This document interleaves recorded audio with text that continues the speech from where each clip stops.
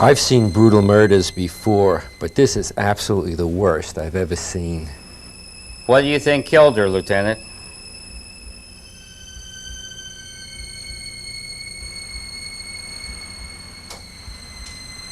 Let's all join in a toast to the bride and groom. That's what killed her. Bad video. Her husband is Dr. Richard Gimbel. He's a videographer. Book him.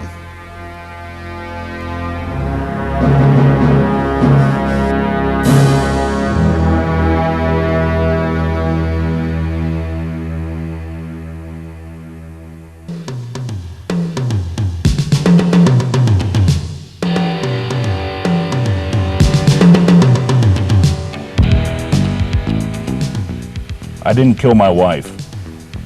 There was a man leaving my house, a one-armed videographer. I know he killed her. Listen, it's not my job to judge you. I'm only here to see that you keep your date with a gas chamber.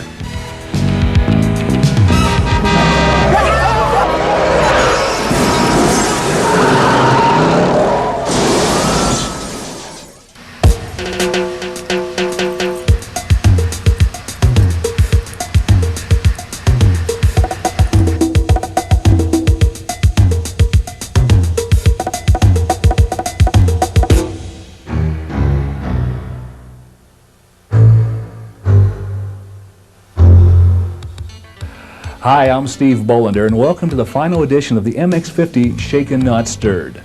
Once again, we're going to take you on a journey through the Panasonic WJ MX-50, revealing a whole new dimension to this amazing digital video mixer.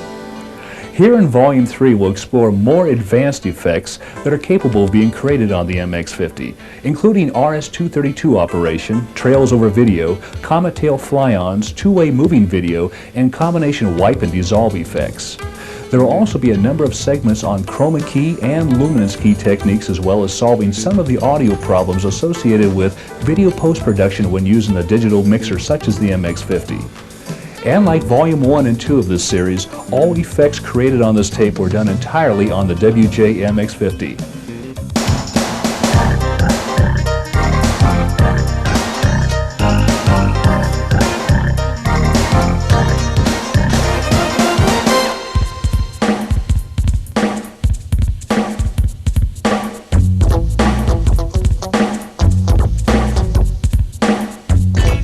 By using the compression looping effect that was demonstrated on volume number 2, feed your video signal into the A bus, bring the T-bar down to the B bus, and assign your video loop through to the B bus. Go to the fade section of the MX-50 and assign video fade to A, and bring the fade slider down about 1/4 of the way from the top. Push the reverse button in the white pattern section, and engage special mode number 2, which is the fly-on effect. Place your white positioner joystick to the left side and press auto take. Your video will fly onto the screen from the left side with a comet tail trail behind it. Move your joystick to the right and press the auto take button again, and the picture will fly off to the right. If you want this effect to take place over another video signal instead of a black background, then layer the effect by recording the initial effect onto a submaster tape, and then play that tape back through the MX-50's luminance key section. The luminance key will allow video from another input to be keyed into the black area of the submaster tape.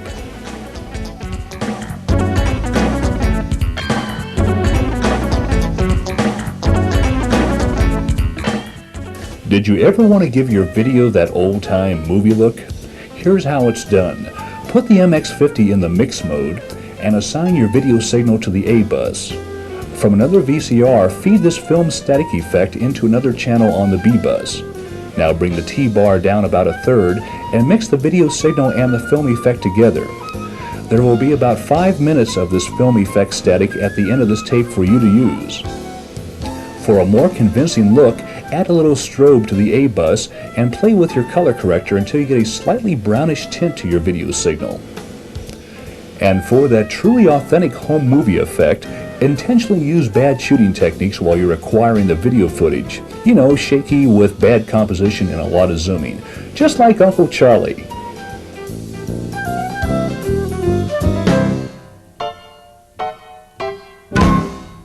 place your T-bar anywhere between the A bus and the B bus, the little LED lights to the left of the T-bar start blinking. If you push the auto take button while either of these two lights are blinking, the transition will go to the bus that is not blinking. This is helpful to know if you're resuming a wipe or a dissolve at an edit point.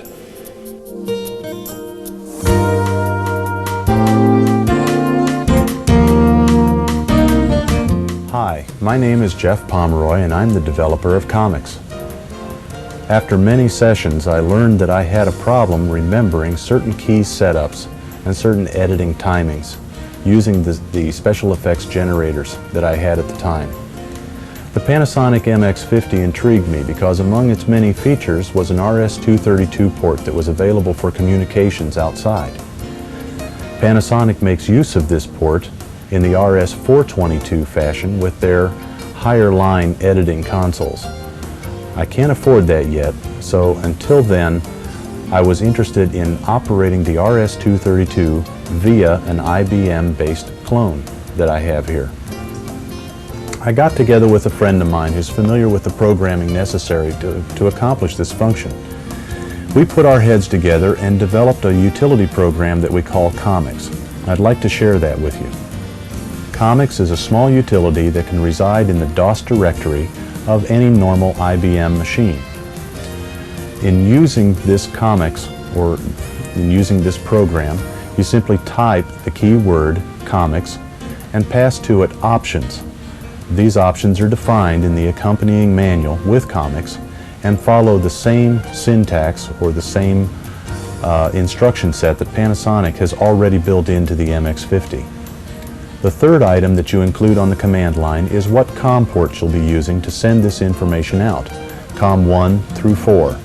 In my case, and in the example that you'll see here, I'm using COM 2, and that's because I already have a mouse that's occupying my COM 1.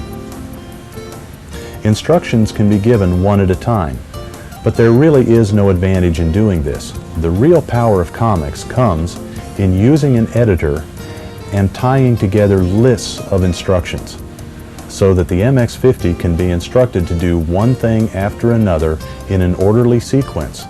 This sequence can either be timed by Comics itself using some of its delay commands, or it can be set to pause and wait for an execution from the keyboard. I've prepared a demonstration here to show how that works.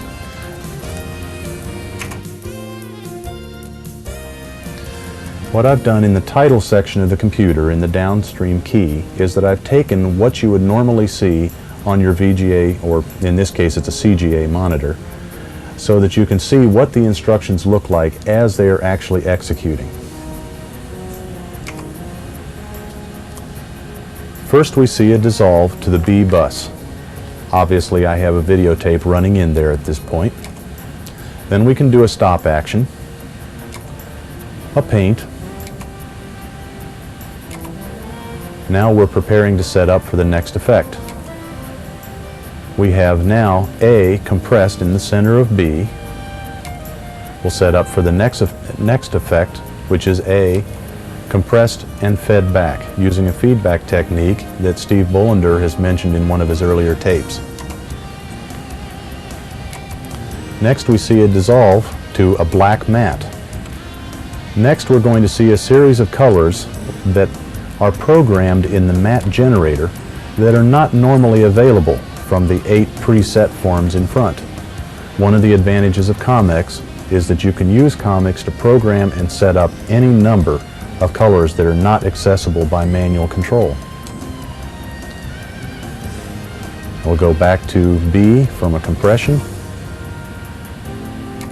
The next thing we'll see is a rapid succession. These wipes could just as easily be different for every instance. All of this being accomplished by simple keystrokes. I have found this to be quite an advantage since it is difficult to remember a real quick sequence of events.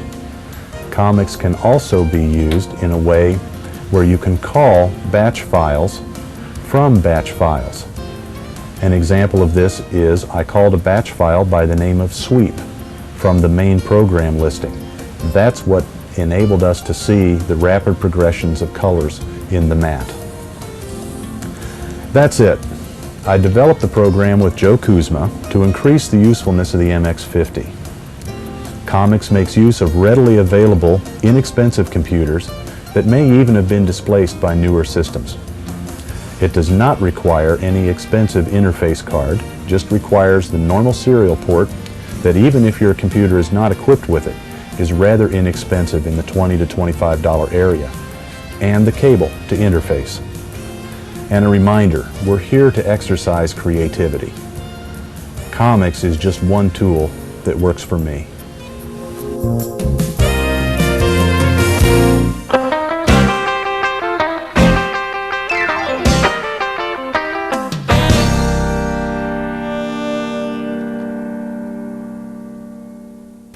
Have you watched the closing title sequence that is currently used on the television show Entertainment Tonight?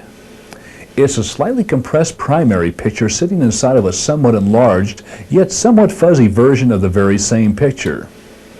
And scrolling up into the bottom of the compressed picture are the TV show's closing credits. Tell me that this wouldn't be a classy end to a wedding video, given the appropriate music and some highlights of the wedding day. It's done by actually expanding the primary picture on one bus and combining that with its respective compression. By pointing a video camera at a playback monitor while your source tape is playing back, zooming in a little, and adding a slight touch of defocusing, you can create the expanded version of the incoming picture. This camera signal is assigned to one bus, and the direct playback signal is assigned to another input on the other bus of the MX-50. And of course, it is compressed into a box wipe and placed at the top of the screen with the positioner joystick. If you want titles scrolling only over the expanded video signal so that it disappears into the compressed picture, then run your camera's video output signal through a standalone character generator such as the Videonics title maker before it goes into its respective input on the MX-50. Don't be afraid to experiment with this one. Maybe some strobe or paint on the expanded picture. Maybe some color alteration on the compressed picture.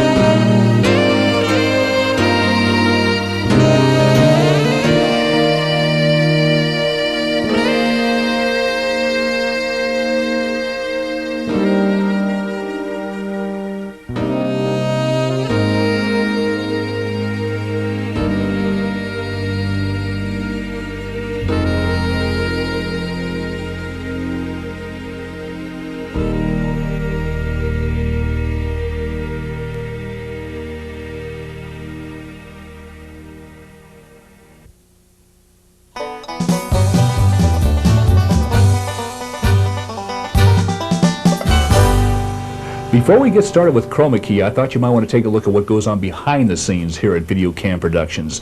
We're going to take a little tour of the various sets and stages that were used to produce all 3 volumes of the MX-50 Shaken Not Stirred.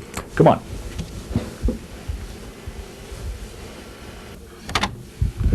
We call this set the MX-50 room. As you can see, our graphics art department went through painstaking detail to recreate this enlarged version of the MX-50. This was used at the beginning of Volume 1 and also the beginning of this volume for the opening narrative sequence.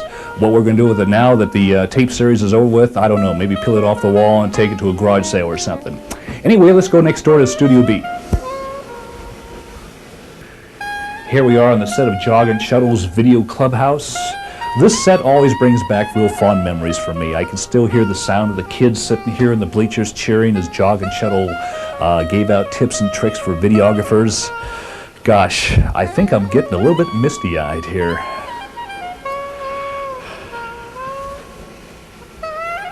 This set we call the dark stage because it sort of just goes back there into infinity.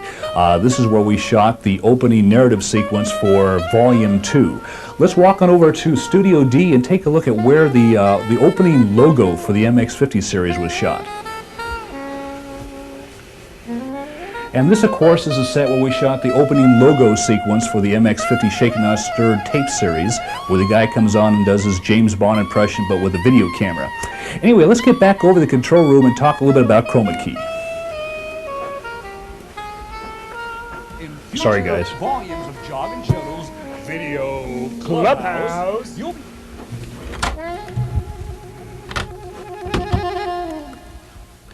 Well, now that we've taken a little trip down memory lane, I have a confession I have to make. All of the on-camera sequences on all 3 volumes of the MX-50 Shaken Not Stirred were taped right here in this 10-foot by 12-foot bedroom.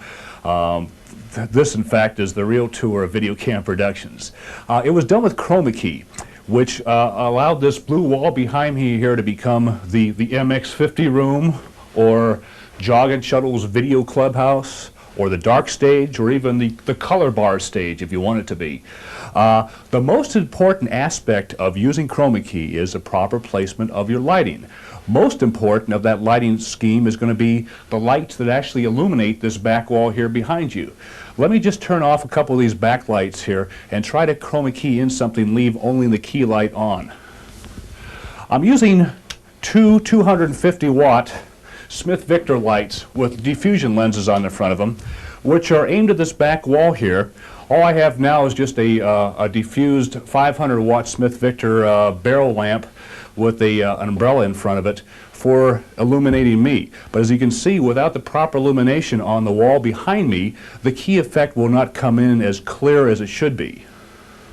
What causes the biggest problem with chroma key, which usually results in these little fuzzies or jaggedies around the perimeter of the key subject, is only having one light that's not properly balanced with another, which results in casting a shadow. Let me show you. As one light from one side illuminates me and comes across me, it casts a shadow back here, which does not allow the chroma key to work properly. Let me turn on the other light. Now, having both lights turned on like this, the shadows behind me are virtually canceled out by one another, and of course the further I stand away from the chroma key blue wall, the better the chroma key effect is going to be. Stand back here, you're going to have all sorts of problems with shadows, jaggies, and everything else. So make sure your key subject is a good 2 or 3 feet away from the wall so that no shadows from him or her is being cast on the wall, and that you have a nice diffused key light about 2 or 3 feet off center of the camera. That's the one that's illuminating me right now. Nothing says you have to perform all of your chroma key effects in the studio over a chroma key blue wall. You can, in fact, take a portable backdrop with you out on location, provided you use proper backlighting techniques for that backdrop. For example, at the very beginning of this tape, we saw the video fugitive being transported to jail in what appeared to be a paddy wagon going down the highway. This entire sequence was shot in the garage with a Jeep with its windows open and a blue backdrop hanging behind it on the other side. It was just a matter of getting some going down the road type footage to key in over the blue backdrop when we played both tapes back together. And also remember to set the white balance on your camcorder for the proper lighting conditions. The chroma key section in the MX-50 will not see blue unless your camcorder sees blue.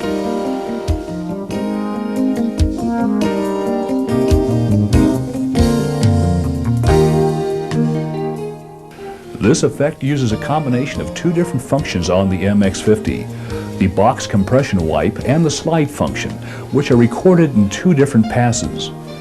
First, record a series of compressed box wipes over a black background of about 5 seconds each in duration. The box wipe can be positioned on one side of the screen or the other. Now record a second tape with several more box wipes with the compressed picture positioned on the opposite side of the screen. Take both of these pre-recorded tapes and play them back through 2 different buses of the MX-50 while engaging the slide function and setting the auto take speed to about 76. Push the one-way button in the white pattern section so that each push of the auto take button will result in a push-up slide. As the 2 tapes begin playing back, press the auto take button after each cycle of the slide up.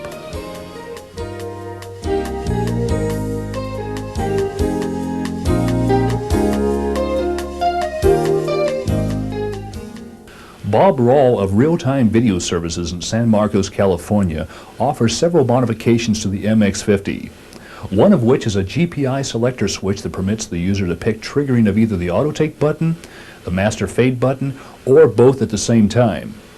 Another modification that Bob provides is the ability to key in through the downstream key section any graphics of any color that originate from an outside source, and then be able to access all the MX-50 white patterns to manipulate the graphics.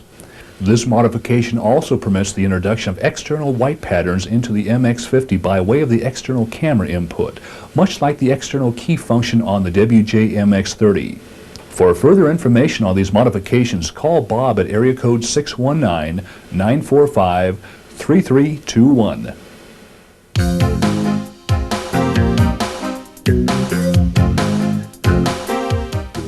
To stop a trail while it is midstream coming onto the screen, push the still button. And the frame button turned on while the multi mode, the strobe mode, or the trail mode is in operation will increase the resolution of the picture. To achieve the high-definition television look, set up a sandwich white pattern and memorize it into the user memory for consistent sizing. For that nighttime look, even though the video was shot during the day, do a partial mix to the background color blue.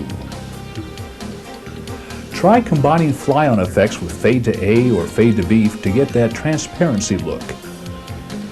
Use your scene grabber to mask unwanted portions of your video screen, such as accidentally turning on the date and time while you're shooting, or if you just want to make a certain statement about how you feel. If your edit controller has sync input, feed the black burst signal from the output of the MX-50. This will make your edit points more accurate, especially if your source VCRs are also receiving external sync. Try sliding a multi from one bus on top of a multi on another bus. And finally, if you're using VCRs with unbalanced RCA line outputs, you want to use the first two inputs on the MX-50, get a Radio Design Labs STA1 stick-on, which will convert the audio signals to plus 4 dB balanced. Merely using a transformer will not bring up the audio level that the MX-50 needs to receive.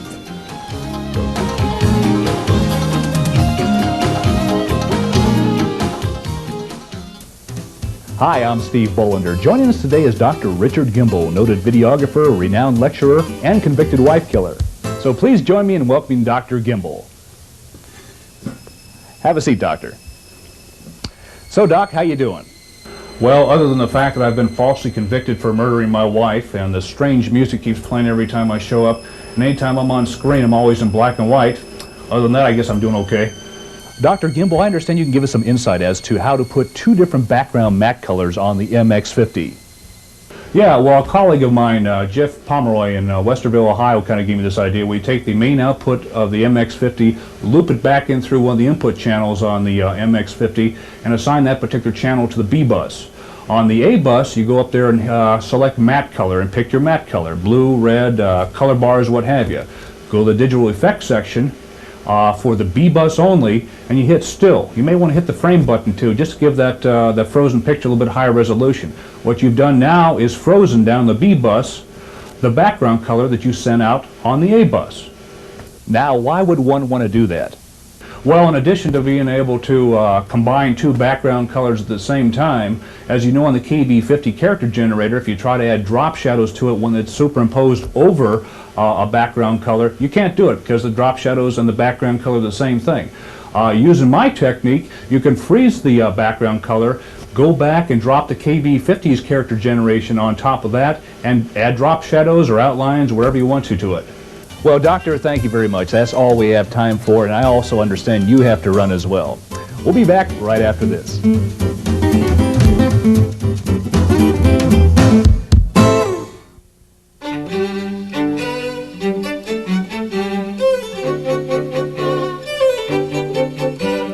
There are a number of companies that specialize in creating pre-recorded animation videotapes, two of which are Rabbite's Computer Graphics and Creative Video Images, which produces the Producer Series. Both of these companies have produced animation tapes that are ideal for use with the MX-50's Luminance Key function, where your video and their graphics become one. Virtually every special occasion is covered from weddings to anniversaries. To use these tapes, simply assign your live video footage to one of the inputs on the A bus and assign the graphics tape to an input on the B bus. Bring the T-bar down to the B bus and turn on the Luminance Key mode. Both the Rabites and the Producer series have a countdown before each segment for cueing purposes. As you rehearse your edits, fine-tune the keying effect by turning the slice control left or right. In addition to the keyable graphics on the tapes, there are also full-screen backgrounds that you can use for overlaying your own titles. As you can see, these graphics are very tastefully done, and they're relatively inexpensive, especially when you consider that you don't have to buy the expensive computer and the expensive software to create them yourself.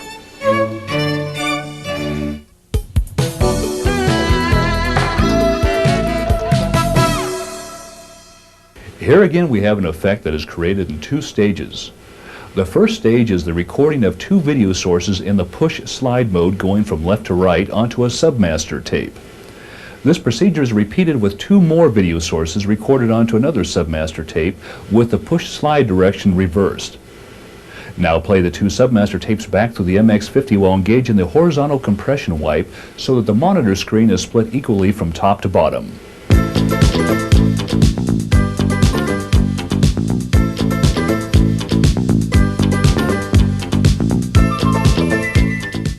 When you first engage the multi-mode on the MX-50, the cycling pictures come in over a black background. And we know that if another video signal is present when the luminance key mode is turned on, it will fill all the black areas present on the B bus. Start with the T-bar down in the B bus position.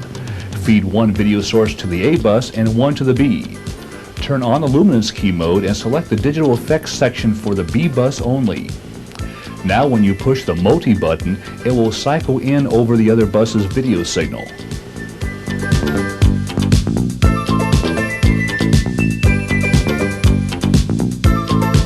Just like the previously mentioned technique for cycling the multi-mode over another video signal by way of the luminance key, you can trail in a video screen over another by using the same procedure. And like the multi-over video method, you can begin your scene with your primary picture on the A bus with the T-bar in the up position. And when you're ready to perform the effect, push the trail or multi button and then immediately push the auto take button to get your A bus signal down to the luminance key black area of the B bus.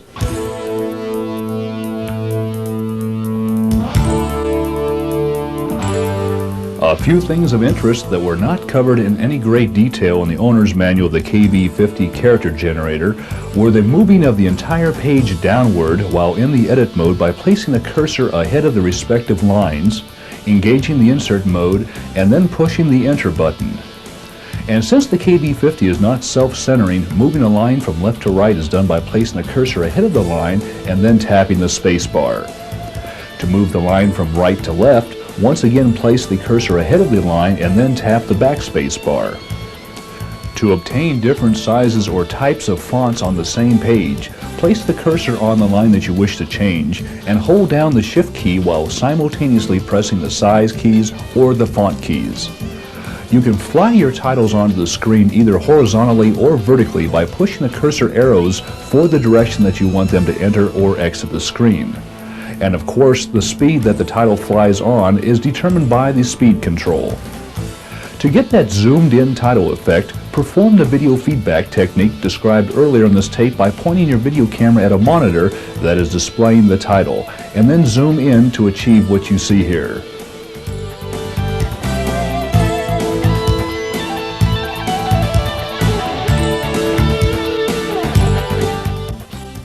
If you are performing live camera switching with your MX-50 and you want a straight cut from one bus to another without the slight freezing of the picture before the switch, use the program out buttons to change your buses instead of the T-bar or the auto take. This will free up the effects out so that you can preview upcoming transitions on your preview monitor. Any portion of any picture displayed from either bus can be scene grabbed while the MX-50 is in the wipe mode. This includes the scene grabbing of a multi-picture on one bus and combining it with another picture on the other bus. If you have a frozen picture on one bus and need to move it to another bus, merely copy it in the same fashion that was described earlier for copying a matte color onto another bus's still mode. And speaking of the still mode, if you're doing a photo montage and you inadvertently lose the last frozen picture that you were resuming your edit from, rather than starting over from the beginning, take your edit master tape out of the recording VCR and play it back through the MX-50 as you capture in the still mode the last picture of your photo montage. Replace the edit master tape in the recording VCR and resume your editing. And finally, if you engage the slide mode, place the T-bar in the halfway position and then push the trail on both the A bus and then on the B bus. You'll get a double screen trail. Do the same thing but in the mix mode and it will look like this.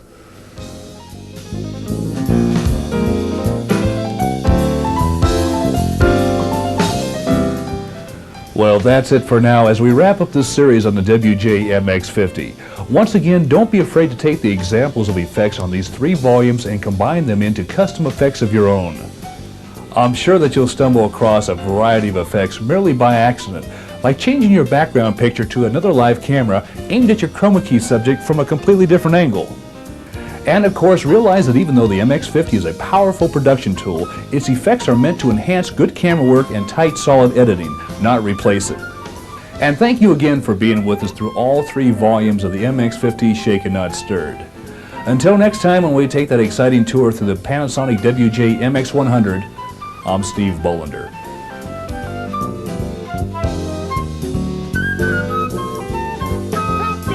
Hey kids, how you doing? Hey!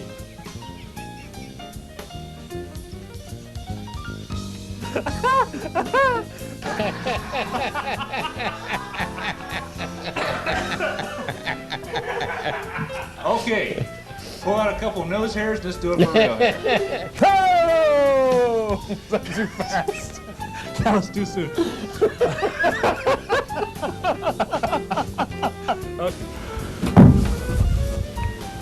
Her husband is Dr. Richard Gimbel. Book him. Ah, I forgot he's a videographer. Oh, this is an outtake. I can't believe it. A device that allowed videographers to superimpose white, blend, videographers to walk, especially among, sending your